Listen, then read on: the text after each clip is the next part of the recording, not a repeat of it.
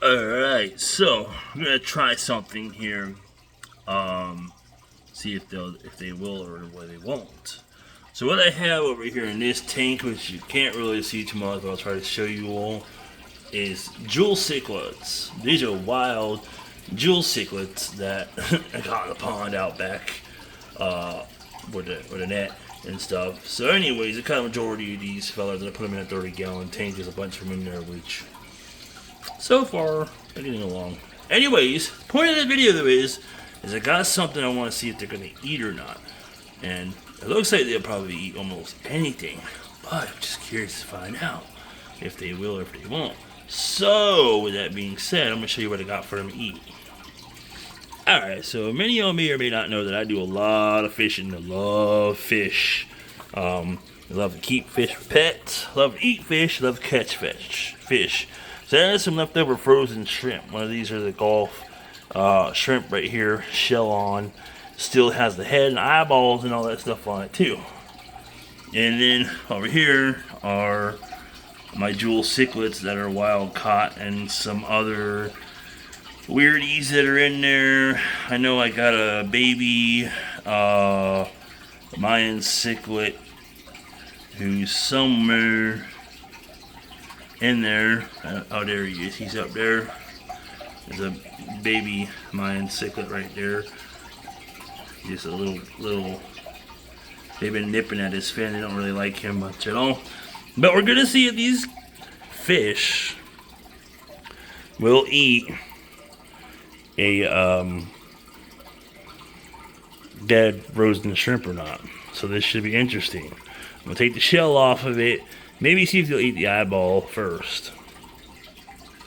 Alright, so right there are 2 shrimp eyeballs. I know what you're thinking.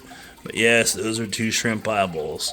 Let's see if these guys are even gonna be interested in eyeballs. There they are right there. Somebody is picking at the eyeballs.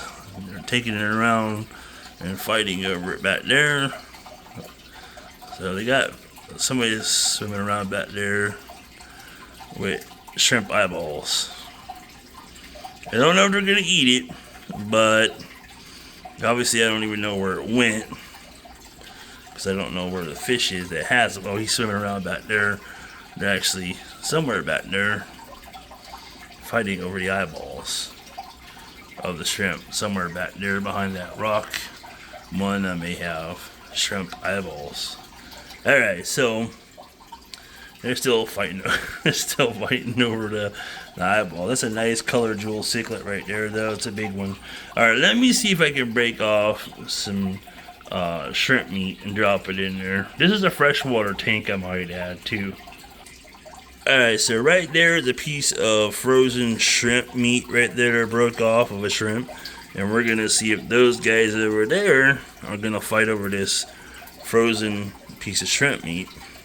So I'll put it in the tank up there, drop it down.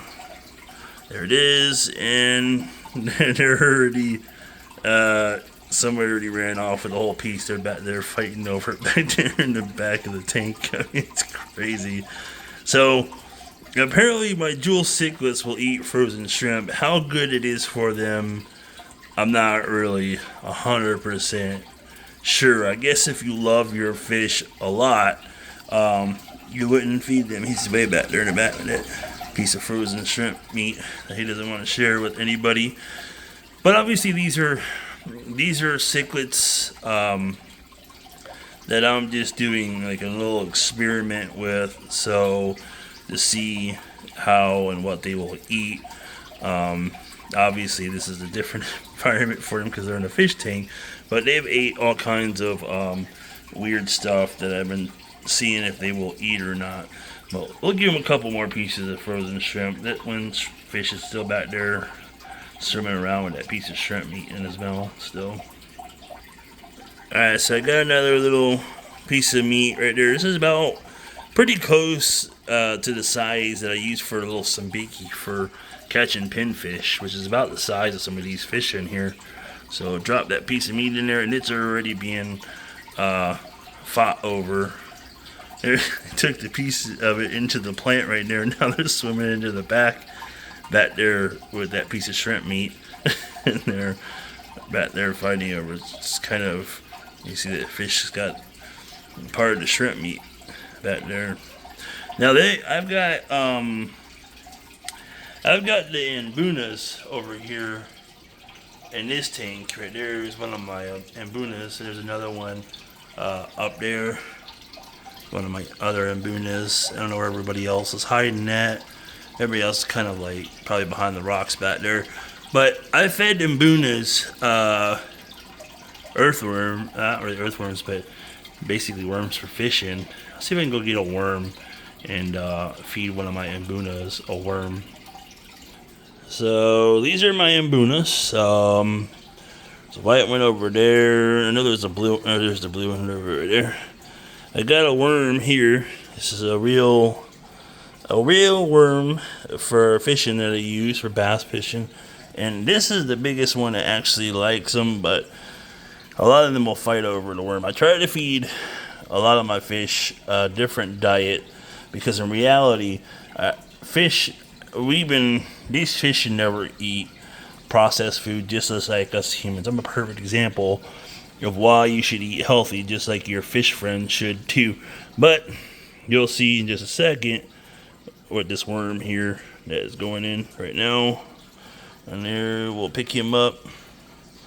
There they go. One of them's already picking them up. So now they're gonna go back there and fight over a worm back there. Sometimes they're more on the side of like sharing it and fighting over it as much, but they've already pretty much ate today, so they're probably not going to care too much about food right now. That's why like a lot of them aren't really full. Like this one back here, he's going to hold that worm back there as a hostage.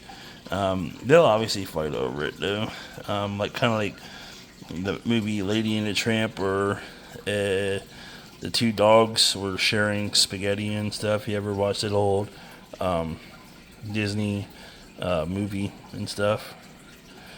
Go back and watch that movie. You'll probably know what I'm talking about. But anyways, that fish will hold on to that worm for a while. But anyways, though, like I was saying, I prefer to try to like feed my fish friends that I have, because I have these guys over here in this 55-gallon tank, and then I have a 30 over there that has my jewel cichlids in it, and then I have an abandoned tank over there that used to have my cichlids in it, my ambunas in it, and then two other tanks over there that have my betas in it, and then my messy island over here where my kitchen is has some just random fish, some platies that have babies in there, some ramhorn snails, and some like zebra plecos in there, and I don't know what else. Some grass that I took out of the pond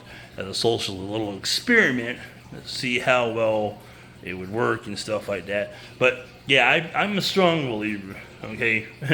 Believe it or not, even though I don't eat the best foods, that's my decision, though, in my view.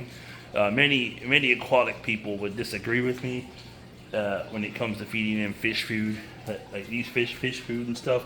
But see, stuff like this, man, like these type of pellets and stuff, I don't really care for feeding my fish stuff like that, and flakes and stuff like this, and just flake food. I don't believe in.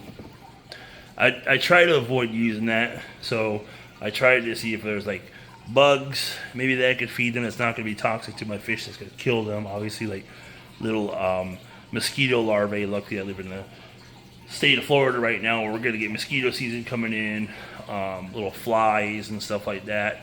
By the way, fruit flies are so easy to catch for your betas. You can get live food for your betas so easy by just using a water bottle or a soda bottle and cutting it in half, and then putting the top end that you drink out of inside that bottle, and then before you're doing that, putting squirting a little bit of fruit inside of a paper towel and putting it in that bottle, leaving it outside. As long as you don't live in a cold area and you have a good chance of getting like little flies. Maybe I'll do a video of that. I was planning on doing a video of that to show you that. However, some of these fruit flies do have the ability to take flight, and when you bring them in your house, you're going to have them in your house, which is not a good ideal, which is why I kind of knocked them out a little bit inside the bottle before I feed them to my fish and stuff. Anyways, that's it. Hopefully y'all enjoyed the video on my fish and stuff like that. I have rain outside, so I'm going to go collect some rainwater because I have a couple of fish tanks that need some water in them, and I'm out of water for conditioner, so I'm going to use some rainwater to top up a couple of my fish tanks that need water in them, and that water we're going to use for that. So thanks for watching. See y'all in another video. Have any questions for me? Comments, leave them down there. Love to hear your comments. Thanks. See ya.